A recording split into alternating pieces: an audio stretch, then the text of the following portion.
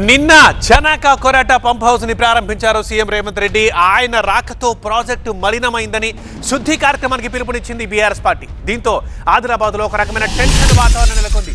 ఆ బ్రేకింగ్స్ ఇప్పుడు మనం చూస్తున్నాం. మాజీ మంత్రి జోగు రామన్నని అరెస్ట్ చేశారు పోలీసులు. జనక కొరాట శుద్ధి కార్యక్రమానికి పిలుపునిచ్చారు జోగు రామన్న. ప్రాజెక్టుకి బయలుదేరుతున్న సమయంలో అదుపులోకి తీసుకున్నారు పోలీసులు. జోగు రామన్నతో పాటు ఆయన అనుచరుల్ని కూడా అరెస్ట్ చేశారు. ఇది నిరంకుశ ప్రభుత్వం అంటున్నారు మాజీ మంత్రి జోగు రామన్న. కాంగ్రెస్ బీజేపీ కలిసి బీఆర్ఎస్ పార్టీని ఏదో కథం పట్టిన కుట్రలు చేస్తా ఉన్నారు. ఈయన పోలీసు వాళ్ళు కూడా కాంగ్రెస్ పార్టీకి తొత్తులుగా మారి కాంగ్రెస్ పార్టీ టేసేవలసిన చెప్తున్నా.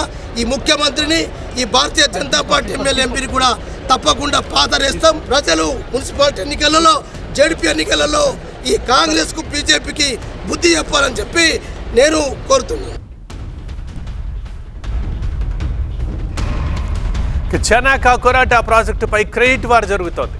ఈ ప్రాజెక్ట్ ని కట్టింది కేసీఆర్ అంటున్నారు జోగు రామన్న. మా ప్రభుత్వ హయాంలోనే 90% పూర్తయింది అని అంటున్నారు.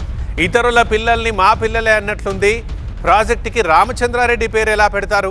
అసలు ఈ ప్రాజెక్ట్నే రామచంద్రారెడ్డి వ్యతిరేకించారు, ఆయన పేరు ఎలా పెడతారు అని అంటున్నారు జోగు. ప్రారంభోత్సవాలు చేసుడు మీరు, ప్రాజెక్టులు కట్టడేమో మేము. ప్రాజెక్టులు మా గవర్నమెంట్ కడితే ఎవరో ఎప్పుడో చనిపోయిన వ్యక్తులు వాళ్ళ పేరు పెడతారు. రామచంద్రరెడ్డి పేరు చెప్తారట. రామచంద్రరెడ్డి పేరు ఎట్లా చెప్తావు నువ్వు? రామచంద్రారెడ్డి గారు ఈ బ్యారేజ్ మంజూరైనప్పుడు వ్యతిరేకించిండు. నీ కాంగ్రెస్ గవర్నమెంట్ కట్టి నువ్వు ఎందరు మీ పార్టీలో ఉండి స్వర్గస్థులైనరో గాళ్ళ పేర్లు పెట్టు. మేము కట్టిన ప్రాజెక్టులకు రిబ్బన్లు కట్టి చేసుడు నీ అంతు, చనిపోయిన మీ కాంగ్రెస్ పార్టీ నాయకుల పేర్లు పెట్టు. ఇది ఎక్కడ న్యాయమే? అంటే ఓడుకో పుట్టిన పూరగాళ్ళను కూడా నా పూరగాళ్ళు అనేటటువంటి పరిస్థితి. గింత దరిద్రం పార్టీ, గింత బీజేపీ కాంగ్రెస్ ఇద్దరు దొంగలే. కాంగ్రెస్ బీజేపీ ఇద్దరిని పొందబెడితేనే ఈ రాష్ట్రంలో శ్రీరామ రక్ష కేసీఆరే.